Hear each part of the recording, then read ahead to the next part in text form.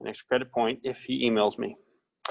Awesome. So today is our penultimate day of you having to listen to me lecture.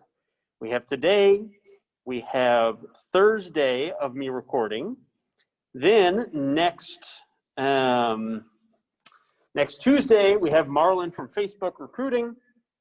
And then next Thursday, we have review for the final exam. The final exam won't be for a few weeks, but we're running out of time in the semester, so that will be the actual review. So come with specific questions for that. And then we will be doing our presentations that week right after Thanksgiving. So obviously with them all being, with all classes being virtual, those will be virtual, and I will send out the, the schedule for that. I'll randomly assign it. For those of y'all who are not doing the group projects, you'll be presenting individually. It will probably be about a 10-minute presentation just to prepare. And for those of y'all doing the group, I will have y'all do a group presentation, and those will obviously be longer, but you can split it up within the group. So, all right. So before we continue on with today's lecture, what did we learn last time?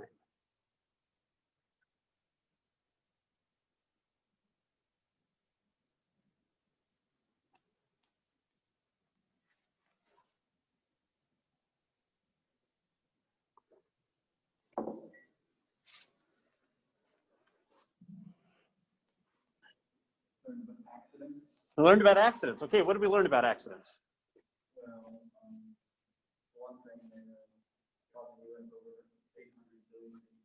Yeah, they cause a crap ton of money loss from both paying out things like workers' comp, but also lost productivity, etc. It's great. What else? We have people involved making decisions, so it's always going to go, there are always going to be accidents. We just have to design for them as best we can. Yeah, exactly. So people, because they're always involved, we have to take into account different types of errors, right? We have errors of commission, we have errors of omission, we have slips and lapses. Who can give me what an error of commission is?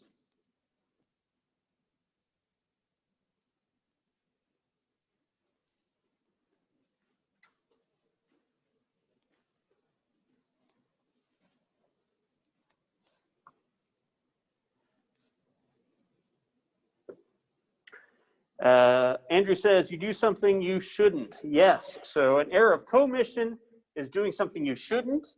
An error of omission is not doing something you should have done.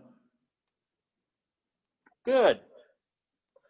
And then who can give me an example of a slip or a lapse, or give me the definition of those?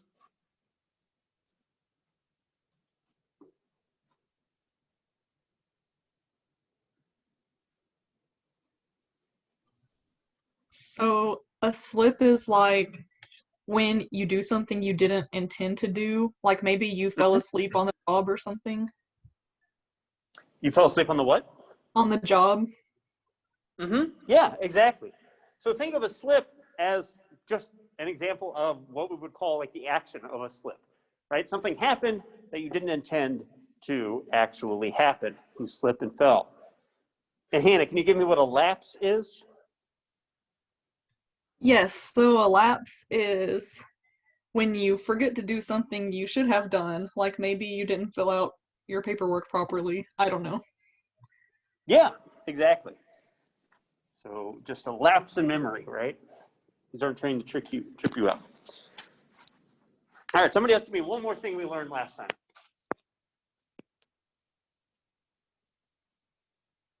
Hey, can you hear me? I can. Awesome. Kind of stemming off of what someone had said earlier, there's ways, in addition to designing, I guess, work environments to prevent accidents, there's ways to predict accidents, either in the physical environment or like the job experience of the employee, if the employee is being overworked, if the employee has like some outside factors that may impact their work. Electrical hazards with the equipment. Yeah. Yeah, so anytime we're thinking about accidents, we have to think about not only the environment, but situations inherent to the individual. Are they being overworked, for example?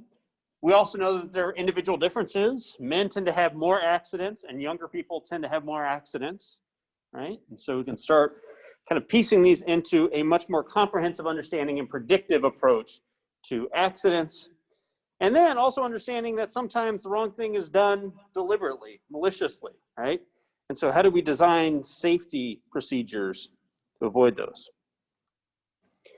All right, here's your fun fact of the day. Ray Bradbury wrote the first draft of Fahrenheit 451 on a rented typewriter in the basement of UCLA Library in just 9 days.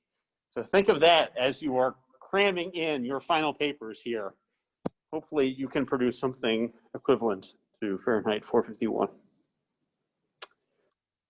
All right, so we're not going to show this video, but I would encourage you to watch this. I think I had mentioned to this point about Frederick Taylor. Frederick Taylor was kind of the individual who preceded Henry Ford in this idea of mass efficiency in specifically manufacturing environments, assembly lines, etc. Taylorism is, very tied to the idea of having a stopwatch. Frederick Taylor would go around and time every little process to look for seconds of inefficiencies. And so one of the things we're going to be talking about today is kind of balancing this efficiency versus kind of overall effectiveness from the employee's perspective, right? So you can be really efficient in that moment, but there may be lasting consequences associated with that.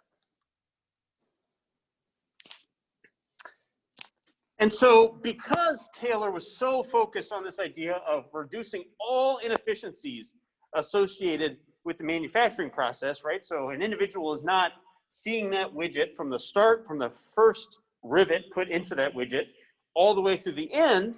Instead, they're focusing on one little aspect again and again and again and again. So think about always putting the same 3 bolts into the door of a vehicle. That leaves the worker vulnerable to things like repetitive motion disorders, right? And so when we think about things like arthritis, right? You can think about some of the consequences associated with that, things like tennis elbow. It also results in pretty poor job satisfaction. Right? If I told you that your job for today was to put in those same 3 bolts into a door, and then told you that's your job for all of today and all of this week, and every day you're at work for the next 45 years until you retire, that doesn't leave much job satisfaction, right? There are a lot of negative consequences associated with that. Now, I realize in our day and age, it's a little bit different than, for example, our grandparents.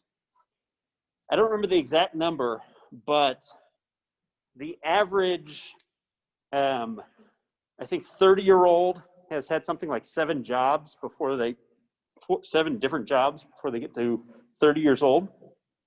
All right? Whereas in our grandparents' generation, it tended to be that you would start work somewhere and you would retire from that same place. So, this moving around was not necessarily something available to a lot of workers at that time. But you would still get that poor job satisfaction that would be an impetus for people to actually move jobs. And then a variety of stress-related health problems, right? So we're going to talk about things like job satisfaction later on and the negative consequences of low job satisfaction, including increased levels of stress. And so we're going to be talking about a variety of different things today, but first we're going to talk about the actual job design of any type of job, right? If you're going through and establishing, I need somebody to help me accomplish whatever this end goal is, whether I'm manufacturing widgets, whether I'm doing consulting, etc. I need to think about what are the aspects of that job I need to design in a way that keeps that person around, right? Because it's really expensive for me to go out and try to hire somebody else, somebody new. Not only keeps them around, but keeps them happy. A happy worker is more efficient during the day. Also, a happy worker tends to have less accidents, less stress-related health issues that then you subsequently have to pay out, etc. All right, so we'll be talking about job characteristics as well as some of that balance issues. So job characteristics which contribute to an individual's satisfaction is, does the worker feel that the contributions matter at a group or societal level? Right? Is there meaning in their job?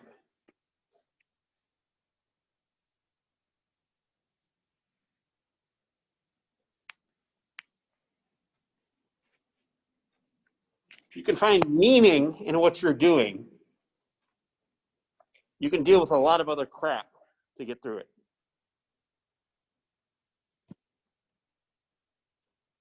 We also want to increase that task identity. So, is that output noticeably different than when you got that project or that widget, etc.? Right? People don't want to do just inserting one bolt into a door repeatedly because there's not a noticeable difference in the output that they're handing off from that input that they received.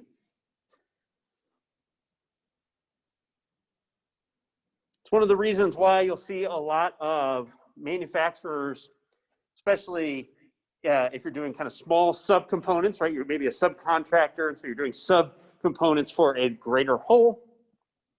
You may have people who see that component, that product, from soup to nuts, from start to finish. People also love having skill variety, right? Is the task you're required to perform something that's leveraging and requiring a variety of skills? People hate doing the same thing over and over and over again, right? Where there's no variety, there's no challenge, etc.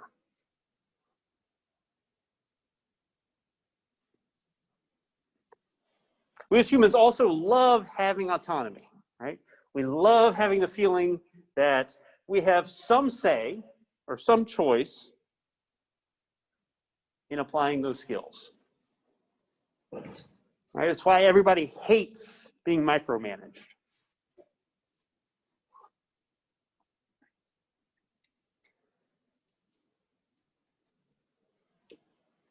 And we also really enjoy feedback, right? So long as it's provided in a non kind of pejorative or malevolent way. Having feedback is really important for our satisfaction, right? We feel like we're able to not only get praise when we do things right, but move in that right direction for enhancing our skills, enhancing our development, etc.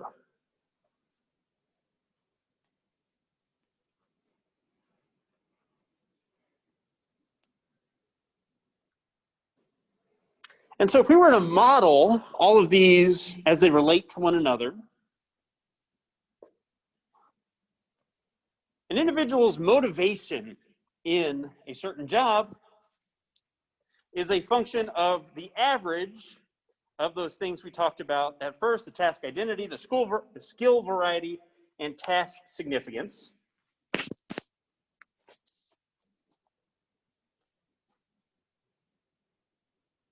Multiplied by the feeling of autonomy they have and the amount of feedback they get. Right, so because this is just serving to model and less actually compute, what are some things that stand out about this equation, or this model here, if you were designing a job?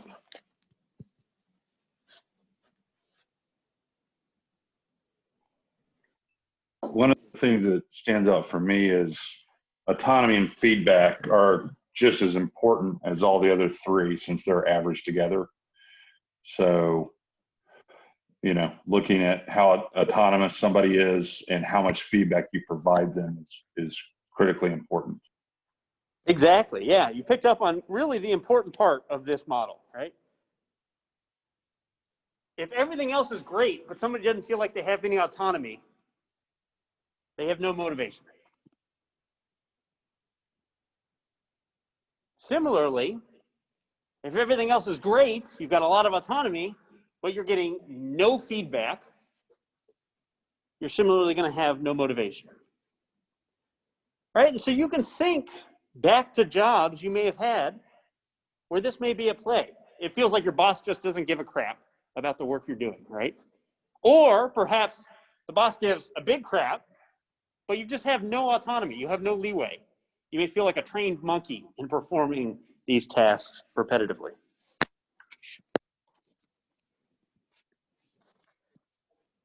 And so what are the types of things you can do to improve those characteristics? Well, one would be what we call enlargement. So add other tasks to that job, to whatever's being performed, in order to make it easier to see the contribution.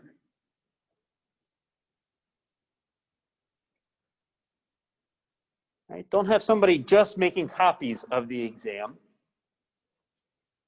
Perhaps ask them, could you give me a proofread? Could you give me these copies?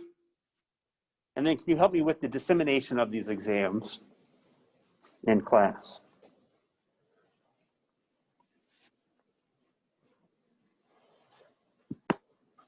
You also want to increase rotation if possible.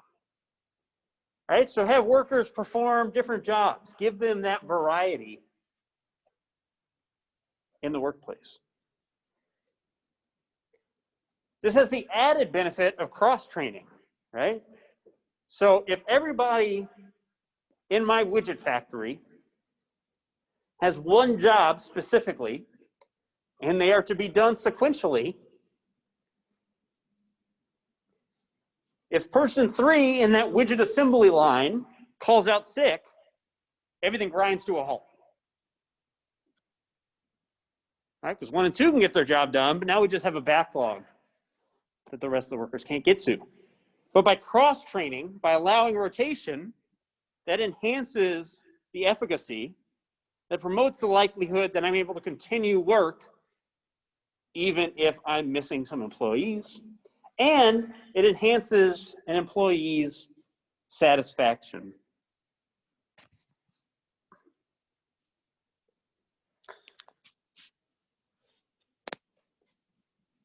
And then we have enrichment, right? So giving workers greater information and autonomy regarding the timing, the methods, and processes used to perform their tasks.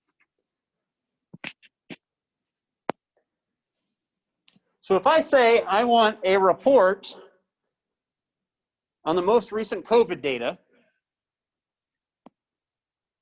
and I say, here's the data, figure out what we need to report on. Can you get that for me? That is a much different job experience than if I say, here's the data, here's the software I want you to run it in, and here are the exact numbers I want. Right? Now you feel like, okay, well, I've got no autonomy, I've got no creative input into this.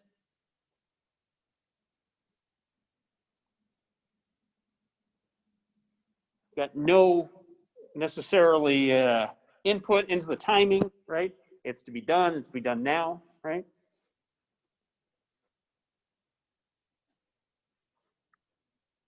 So if you can promote these 3 things,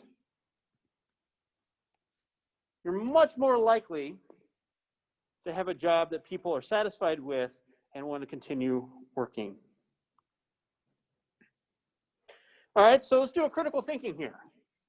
Somebody give me an example of a job or a boss that you hated, right?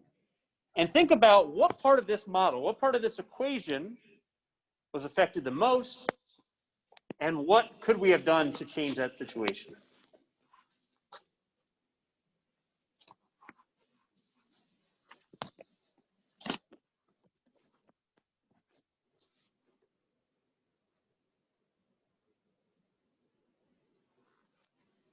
Yeah.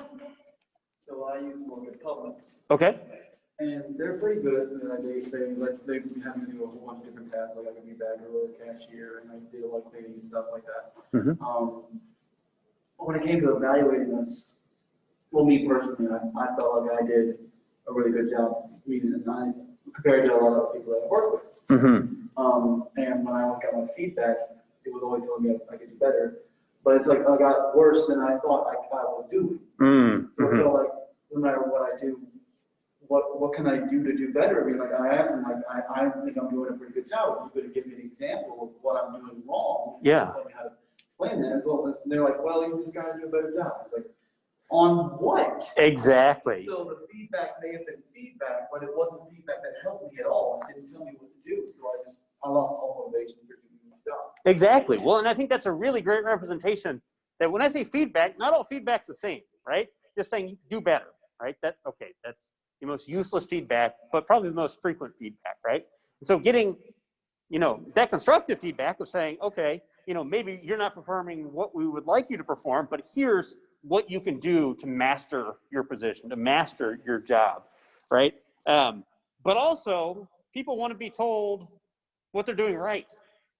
And so I'm sure you all have heard this at some point, but the whole idea of kind of a compliment sandwich, right? So if you're giving somebody feedback, give them a good piece of like attaboy or attagirl, give them that constructive feedback, and then end it with another positive, right?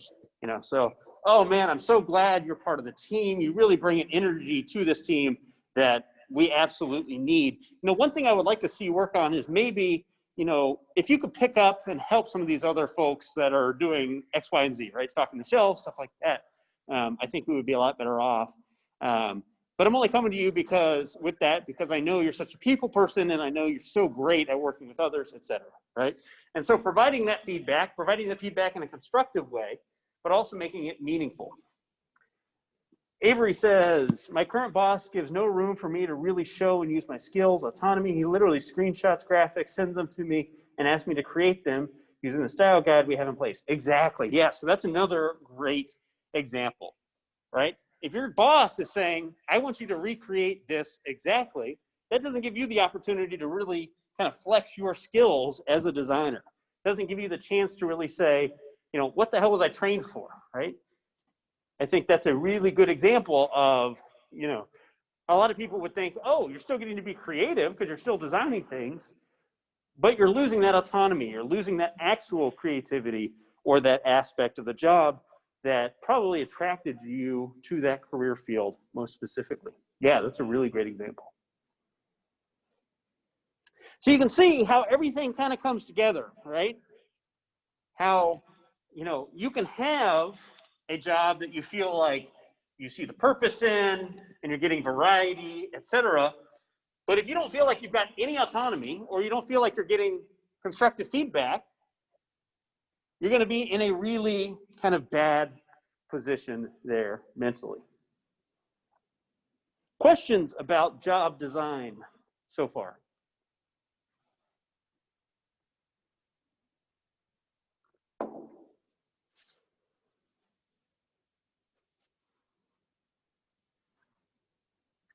Cool.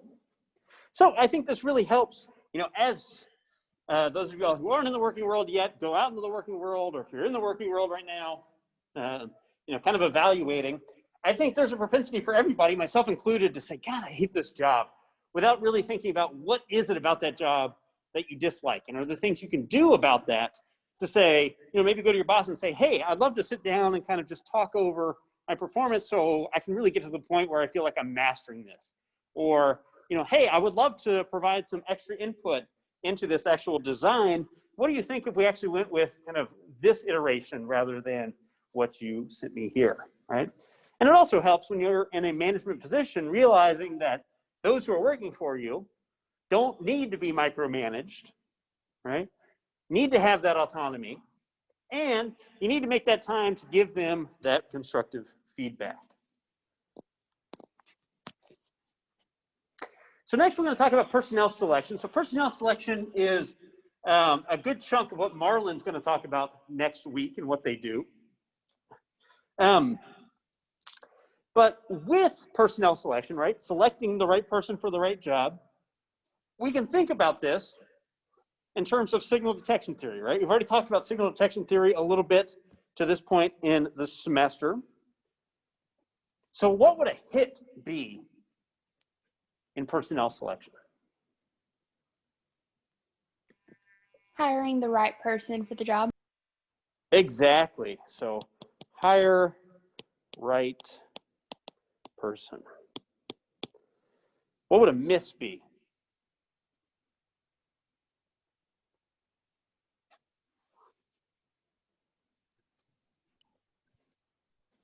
Would that be not hiring the right person? Like missing out on them? Yeah, so not hiring right person. What would a false alarm be?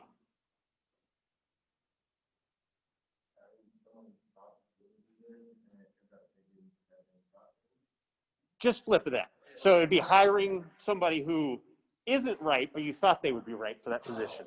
Yeah, so a false alarm would be, yes, you're the person for the job, and actually it turns out you're not the person for the job. And then a correct rejection would be that last one. If you're not right for the job, I'm saying you're not right for the job, and we're going to pass on you.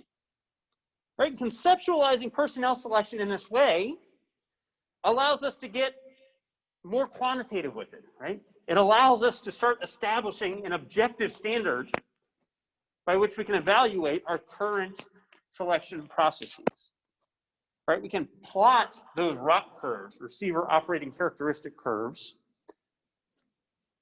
Remember, those ROC curves are what look like this, wherein we can establish for a 1 unit increase in hits, what do we have to do for those false alarms? Right? And this is one thing that maybe we can push Marlon about next week. A lot of these tech companies will hire people for a 1-year contract, right? They are increasing the risk of those false alarms. They're overhiring, but it allows them to see, okay, is this a false alarm or is this a hit? And if it's a hit, they can now offer that person a full-time position after that 1-year contract. And if it's a false alarm, they don't have to go through the whole process of severance and, terminating somebody. They can just say, yo, your contract's over. Thanks for working with us. All right, so we can start parsing out how discriminable our processes of personnel selection are. How good are we at picking out that right person? So remember, a ROC curve, as we plot it, the further away we get from just a straight line with a 1 slope, the better we are at discriminating a good candidate from a bad candidate. If our ROC curve looks like that straight line, that says our current approach to personnel selection is no better than coin flips. Right? And we want to only add processes to this personnel selection if, and only if, it's helping us get further away from that straight line. So I'm sure you all are familiar with this personality test called the Myers-Briggs, right? That's the one that gives people the INFJ or things like that. Big companies love to use the Myers-Briggs. However, when you look at the Myers-Briggs, it does nothing for discriminability, right? And that's not because personality has no effect. It's because the Myers-Briggs is a crap test. And you can quote me on that one. It is poor psychometrics. We can go into all of that in the future if you want. But making sure that what you're adding as a company gets you further away from that poor discrimination line. And so before we actually go out and look for that right person, we have to figure out what the KSAs are, right? So KSAs, if you've taken a business class, this will be things that they'll talk about in business environments a lot. It stands for knowledge, skills, and abilities.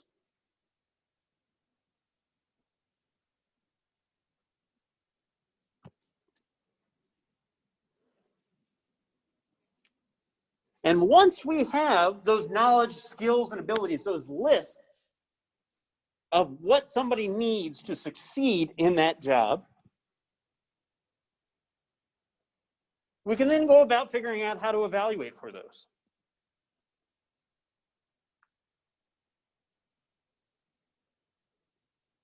So here with these KSAs, we're getting at, okay, what's needed to succeed in this job? And then this evaluation stage is, okay, how do we actually go about establishing that somebody has these KSAs for this job? And this is where you'll get kind of these aptitude tests, right? So the military has the ASVAB. You have the SAT for college, things like that.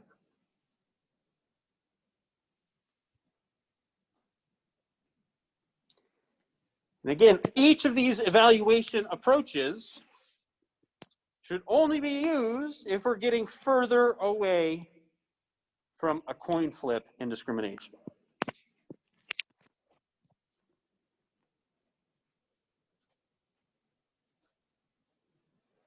All right, and so this is why the big tech companies, you can actually go online and watch some of these videos, but they'll have coding interviews, right? Where they'll say, here's a task, and let's watch you actually code this, right? Because one of the best ways to see how good of a coder somebody is to actually look at them code in real time and not just say, you know, here is something I coded that I took entirely off of GitHub.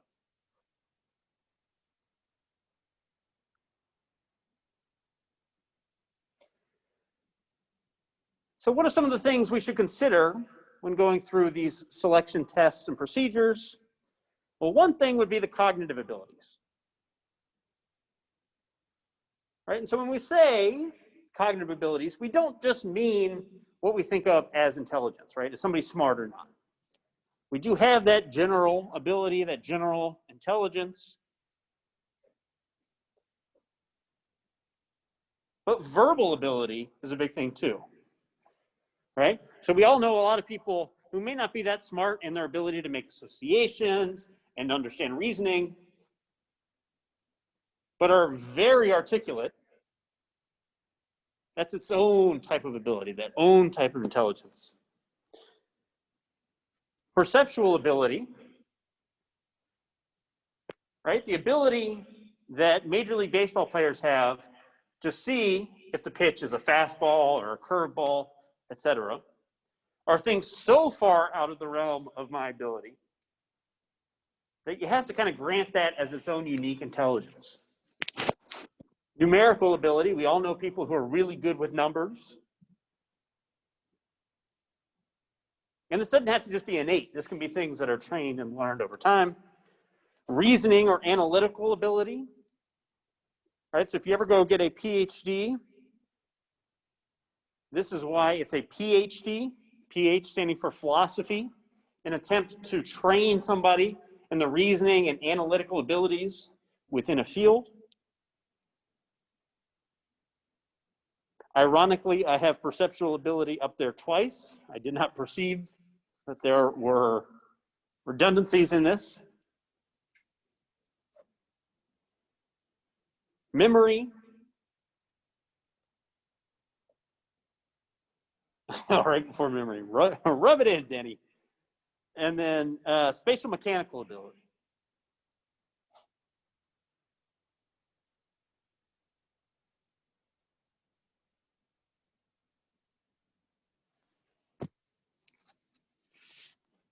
So those are the cognitive abilities. We can also think about physical abilities or psychomotor skills, right? So this would be things like the military's fitness test, right? I need to make sure that you have a baseline physical ability in order to perform these jobs.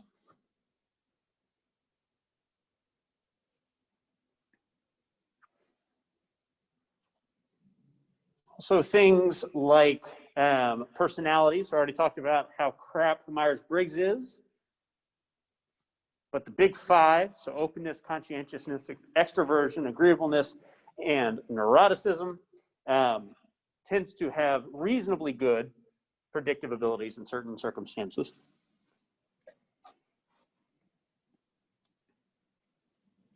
Having those work sample tests or job knowledge tests, right? So that would be things like the driving test you may have had to take when you got your license, those coding tests.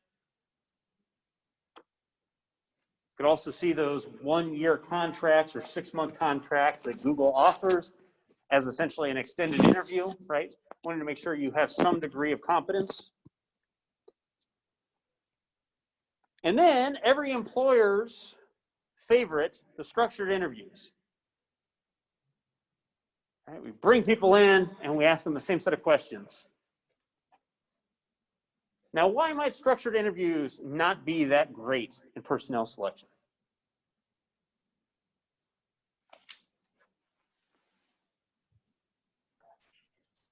And in my experience with interviews where I was a hiring manager, you're getting a lot of self-report. So you can tell kind of about personality and stuff like that. And you can kind of try to get a good sense, but somebody can misrepresent their experience and what kind of worker they're going to be for the interview, and then they turn out to be terrible afterward. Oh, absolutely. Well, and part of that is you can wind up hiring somebody who's just really good at giving interviews and miss the right person. You know, right after college, and I'm not saying I was the right person for this job. I think in retrospect, I was an awful candidate for the job, and I can't believe they even gave me an interview. But I was flown out for an interview as a pharmaceutical sales rep, and they gave me the dreaded question of, what are your strengths and weaknesses? And I didn't prepare for that question. I should have. And I came up with some crap like, you know, Miss America pageant-esque, I care too much and I work too hard, equivalent things, right? And so that was disqualifying. But had I been the right candidate and just not really prepared for that aspect of the interview, that probably would have been disqualifying. You have those aspects, like Denny said, wherein, you know, the person can misrepresent either intentionally or unintentionally themselves. But you as the interviewer also have a whole bunch of biases, right? There's this effect as labeled the halo effect, wherein we tend to rate people who are more attractive as being more competent, funnier, nicer, etc. Right? And so there is a real, go ahead. I was just going to mention, I just listened to a radio program that were talking about teeth and the fact that teeth specifically keep people from getting jobs because it's associated with everything from drug use to, you know, malnourishment. And, you know, it's that kind of thing where a lady got her teeth fixed 20 years ago and she's been working a steady job in the same field forever, but it was because she fixed her teeth. It's just, yeah. I mean, there's all sorts of these kind of aesthetic appearances, right or wrong. Even if somebody is the best candidate unequivocally for the position, these aesthetic things can be off. You also have the anchoring effect, right? If I just interview an awful candidate and you come in and you're passingly competent, well, now compared to the first candidate, you look like a wizard. Sherry says, with that, people can respond to self-report as their best selves and not their true behavior. Yes, exactly. So I'm sure there is a name for this, but I think of this as like the first date phenomenon, right? Where everybody is the ideal match on the first date. And then the rose coloring kind of comes off with time, right? As you start learning a little bit more about people. So exactly. People also have gut instincts. They tend to think, oh, yes, I know what good is going to be in this situation. And it's not always the case that you do.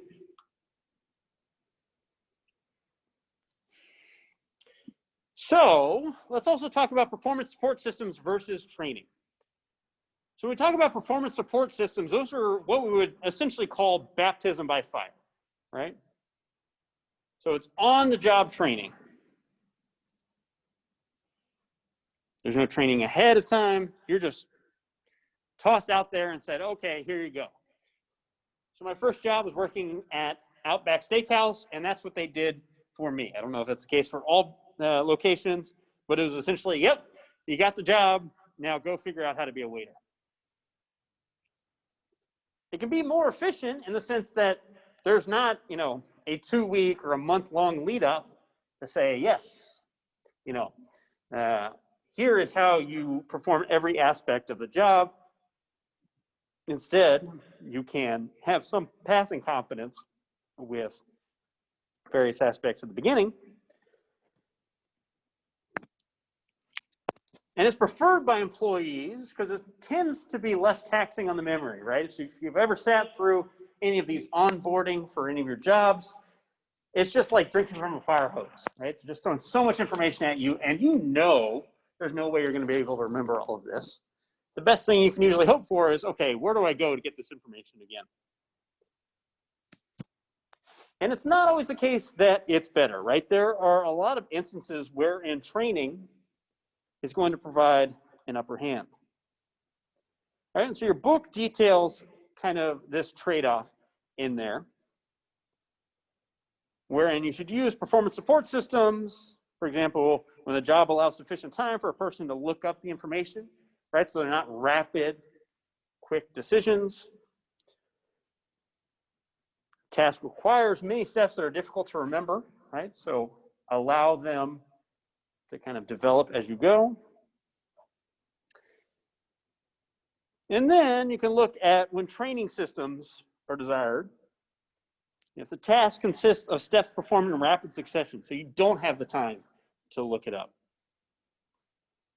Or things like attending to an aide would undermine task performance.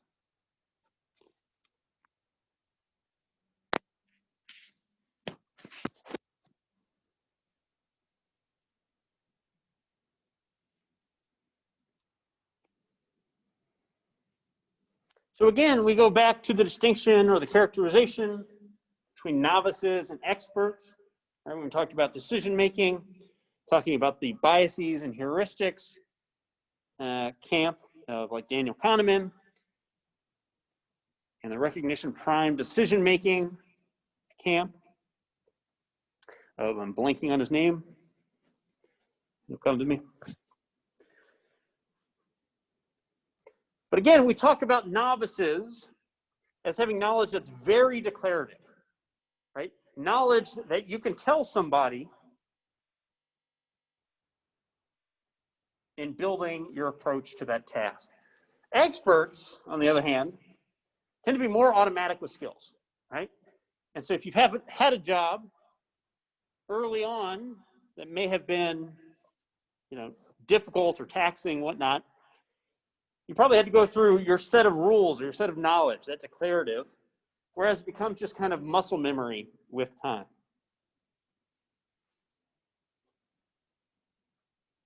So as novices learn and get better, they tend to abandon the knowledge-based approach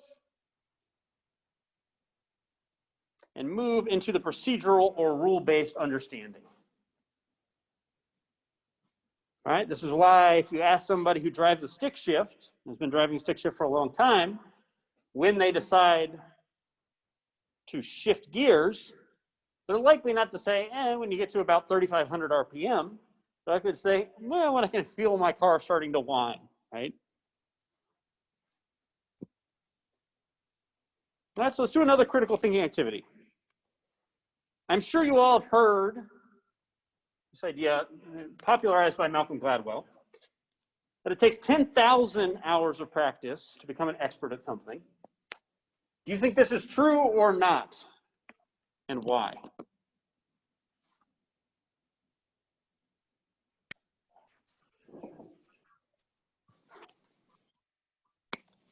I mean, can we discuss out loud? Yeah, absolutely. Oh, okay, all right. So I was just gonna say that it depends on really what the topic is. Like, I guess you could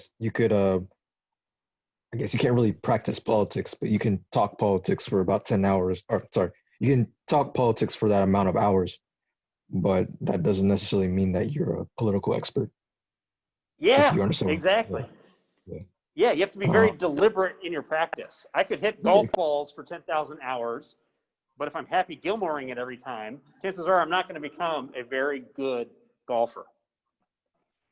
I think also it depends on the task. So the simpler the task, I think that it would take a lot less than 10,000 hours if all you're doing is putting a bolt into a hole of a car. You could learn that in a lot less than 10,000. So the degree of the job or the difficulty of the job. Exactly. Yes. It didn't take me 10,000 hours to become an expert at, chewing gum, but it may take you more than 10,000 hours to become an expert at playing the piano. Exactly. Yeah, if y'all haven't read Malcolm Gladwell's work, I would recommend it. He's a good writer. I think he suffers from a propensity to write books that are about 5 times as long as they need to be, in that he substantiates his hypothesis and then just keeps writing. But he's the one who kind of popularized, even though he's not the one who came up with the idea.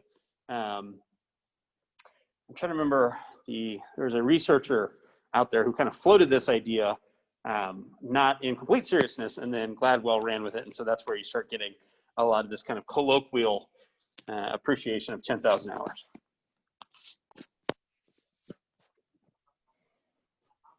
All right. So what sort of things can we do to enhance training?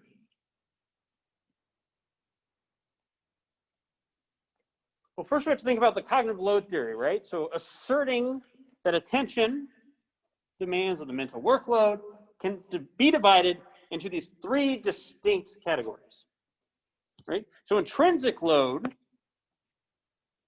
is mental workload imposed by the task to be learned.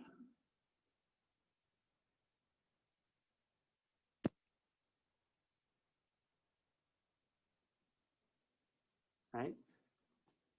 So I'm learning to drive stick shift. Intrinsic load would be the amount of load it takes for me to actually drive stick shift.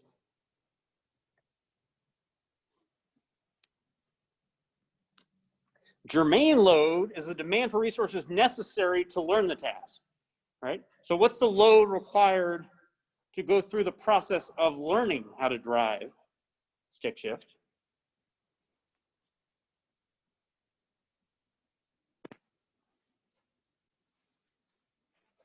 And then extraneous load. So load related to things unrelated to that primary task.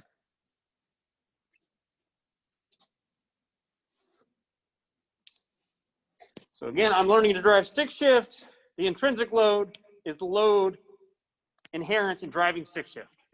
Germane load is the additive load associated with me learning how to drive stick shift. And then extraneous load would be the load associated with somebody in the passenger seat trying to have a conversation with me.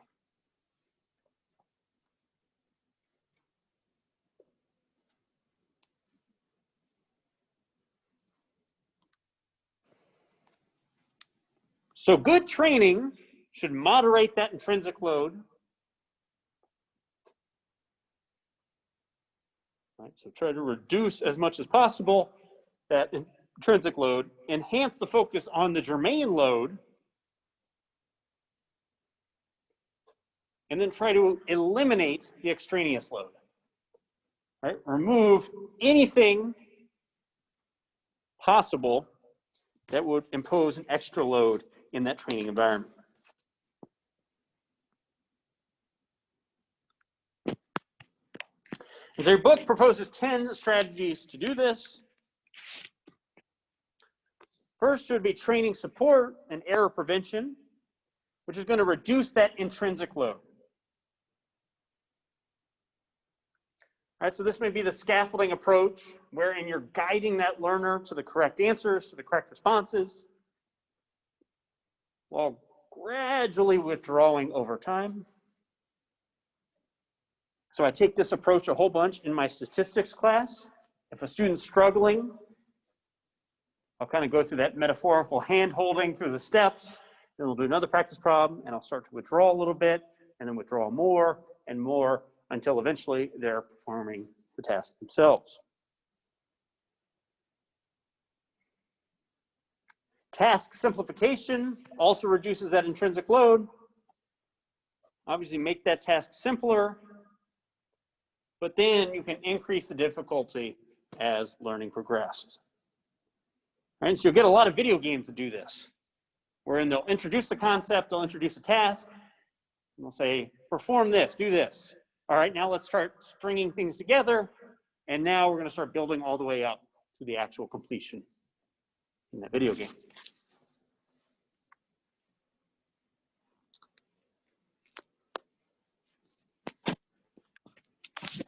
Part task training also reduces that intrinsic load.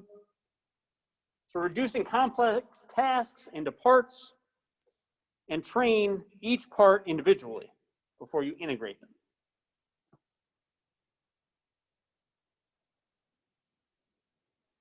So this training could be by task, which is called fractionation, or by time, segmentation.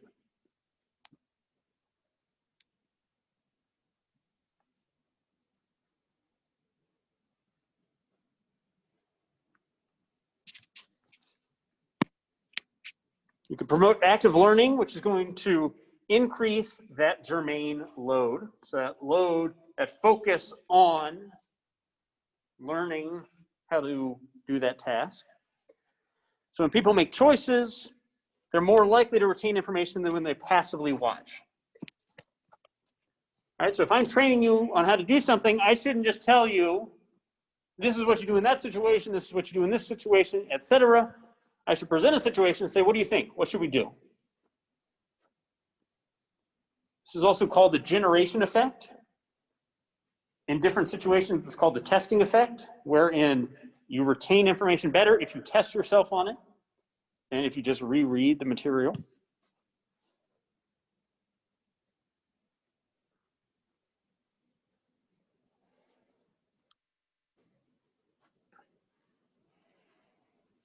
Enhancing multimedia instruction. All right, so do your best to combine speech and text and pictures, animation, videos.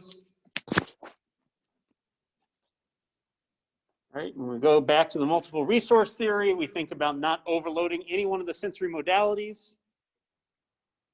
So that's part of it, but wherein we can have this dual coding, I can not only remember hearing an example, but I can remember seeing that example.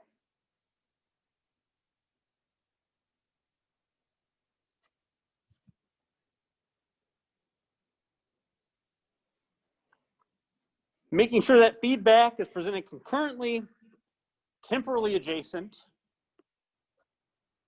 or delayed, right? And so the most beneficial form of feedback is that temporally adjacent, right? So not while the task is being performed, don't tell them, no, you're doing it wrong, no, you're doing it wrong. Have something happen and then provide that feedback. That feedback needs to not only be accurate, but it needs to be timely. You can't have a delay, right? Think about training your dog. If you get your dog, you're trying to get your dog to sit, and you tell it to sit, and it winds up sitting, and then you give it a treat an hour later, the dog's not going to really know what the hell that treat is associated with. Right? So if somebody performs a task inadequately, or something happens, and you want to train, make sure that you are providing that feedback soon thereafter, after the task was actually completed.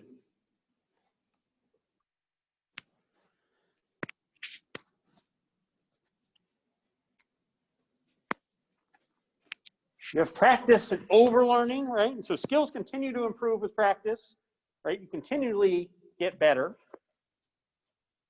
to a point. I mean, if the task is superficially easy, it's unlikely you're going to continue to get better.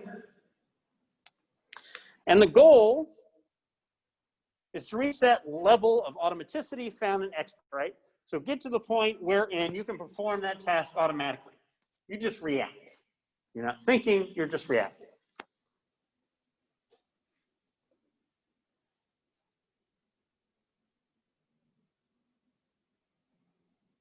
Overlearning means training beyond that error-free performance, right? And so if I'm training until I get the job done perfect, let's say I'm doing my times tables back in grade school, and I keep doing them until I get that first 100%, and then I quit, I'm going to have less good retention, and my reaction time won't be as good as it would be if I then continue to train. Right? I got that perfect score, but now I'm going to continue practicing and training. Distributed practice tends to be a lot better than mass practice. So practice a little bit now, practice a little bit later, practice a little bit tomorrow. Right? And this is why if you played an instrument in grade school, they probably had a requirement that you practice 30 minutes every day. And they were probably pretty explicit about don't just train the full 3 hours on Sunday. Right? Distributed practice tends to yield substantially better results. This also includes studying, right? You get, let's say you've got 10 hours a week in the week leading up to an exam to study. You are much better off doing whatever it is, 1.2 hours every day of studying than doing full 10 hours the day before the exam. Same amount of time, better results.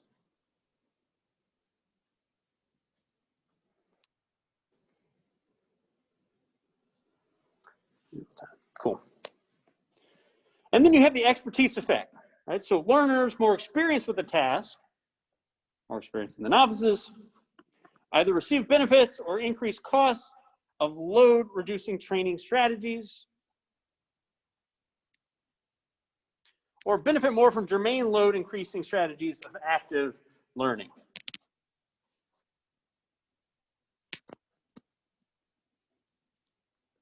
So if somebody's an expert at a task, don't try and necessarily reduce their load because you get diminished results on that training, right? Have them train with as close to representative environmental situation as is possible.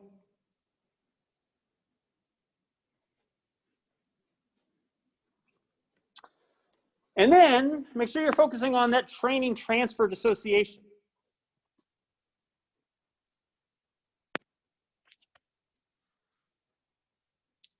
So if I'm teaching you to ride a bike, and I've got you positioned with those training wheels such that they're always keeping the bike upright, a kid never learns the necessary balance manipulation associated with keeping the bike upright, right? And so making sure that when you're removing that scaffolding, those skills can actually transfer to that task at hand.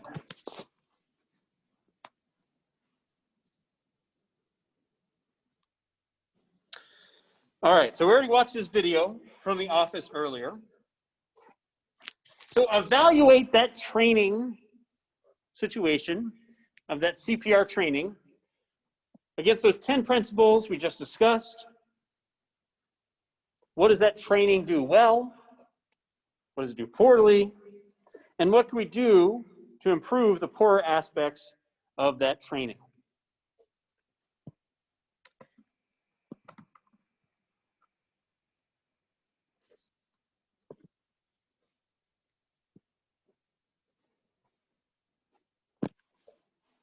What do y'all think?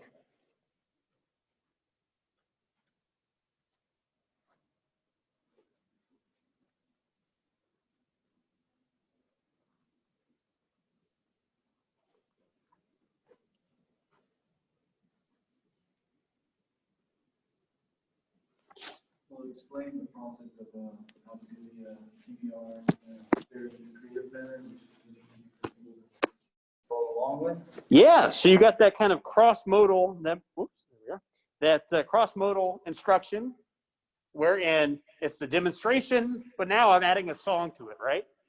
And actually, that has helped. There have been reports of people who never took CPR training but performed CPR successfully because they watched that episode.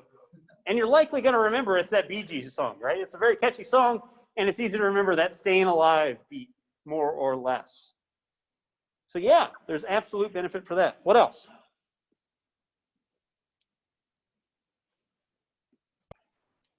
the instructor kind of lost control and was either not able to provide feedback, or it really wasn't adjacent. It just kind of, she lost the reins. Yeah, so at the end of it, she just kind of lost all control. She tried to provide the feedback of, well, you didn't call for the ambulance. But in reality, when I'm presenting all that information at the very end in that sort of manner, people are less likely to remember, oh, wait, we've got to call for an ambulance as soon as we come across this, right? And so it may have been beneficial for them to go through, okay, walk us through the situation, and then after a minute's gone by and they haven't called an ambulance, say, all right, we're going to pause. What should they have done, right? They should have called an ambulance, exactly. Perfect. What else?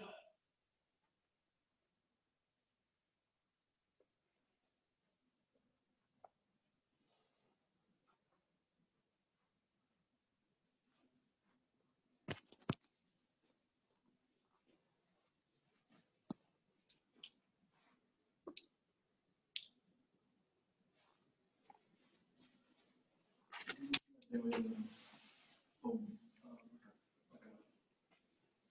plan to have everyone do the maneuvers. I mean, it was like anyone who wanted to volunteer, so there'd actually be a training where everyone. Exactly, yeah. So not everybody had that opportunity to kind of do that active learning. A lot of it was just passive. I'm just going to sit there and have you tell me how to do it. Exactly. Give me one other example.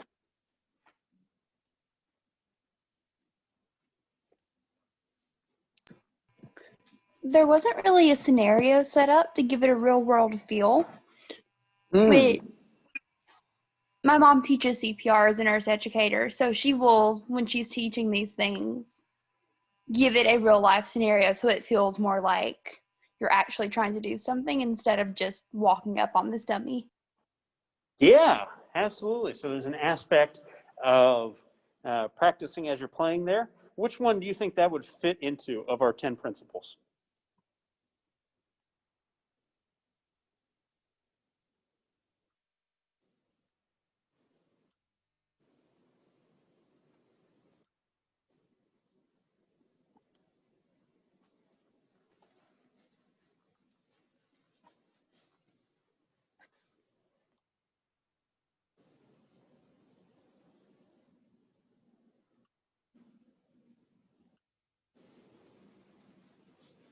I would probably suggest that there's something about the training transfer dissociation, right? You want to make sure that you are really as close to in that mindset as is possible, such that when the time comes, you can just act, right? And so, yeah, so the aspect of performing CPR is a fairly violent action, right? Anybody who's had to perform CPR knows that you're going to crack ribs on the people. And so making sure that you've got, as good of a training dummy as is possible to provide that sort of feedback necessary to say, okay, I know I'm adding adequate pressure to those compressions. Great. All right. So what were some of the takeaways from today's lecture?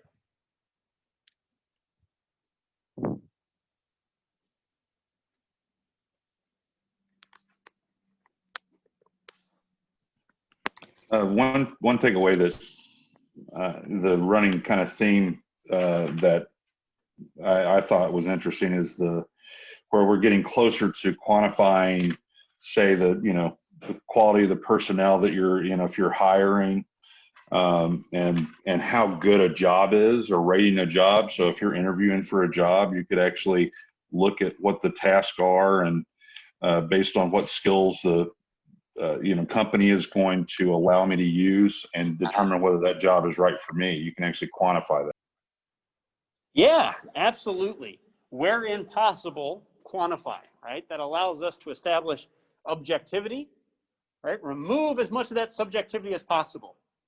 I think one rightful criticism about people when they think, or about the soft sciences, when people think about the soft sciences is, well, they're really soft, they're really squishy, right? There's no objectiveness Now, wherein we can start to actually quantify what is the predictive capability of an individual assessment technique. Now we can really start to quantify it in such a way that allows us to say, no, the Myers-Briggs is crap. Abandon it. How much time are we wasting of our own, of the interviewee, etc., right? And so now we can get at really what is the unique variance explained by any individual assessment technique. Exactly. What's another take home? Yeah. The significance of autonomy and feedback when it comes to motivation. Yeah, absolutely. So the significance of autonomy and feedback when it comes to motivation, right? You can have a job that is really well designed, but for, you know, the fact that it doesn't really give you any autonomy, right? So as Avery said, you know, having a job that perhaps may be kind of the ideal job in every other circumstance, but it doesn't give her autonomy, leaves you feeling kind of like, I don't really have much motivation to do this. I feel like just kind of a trained monkey in this situation. Exactly.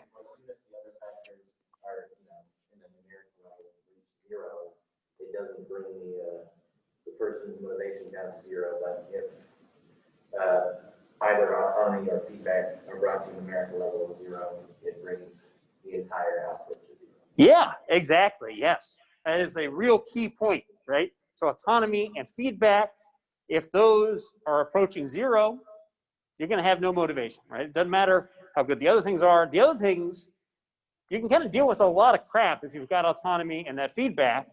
If it's not really an ideal job, but it's a good work environment, right? So people think about when they've got good work environment, a lot of autonomy, a lot of feedback, etc. You're still going to have some motivation. Exactly. Hannah, I think cut you off earlier. Were you going to say something? Yeah, that's what I was gonna say actually, was about the importance of feedback and autonomy. Yeah, right. Copycat. Just kidding. Yes, that's great. Awesome. All right. So on Thursday, we are going to have our final session where you have to listen to my loudmouth blabber for an hour and a half. We'll be talking about organizational design. Next Tuesday, we'll be fully online for Marlon's guest lecture. Next Thursday, we'll be fully online for our final exam review. Yeah, so if you all have any questions about the class, let me know. Otherwise, I will see you on Thursday.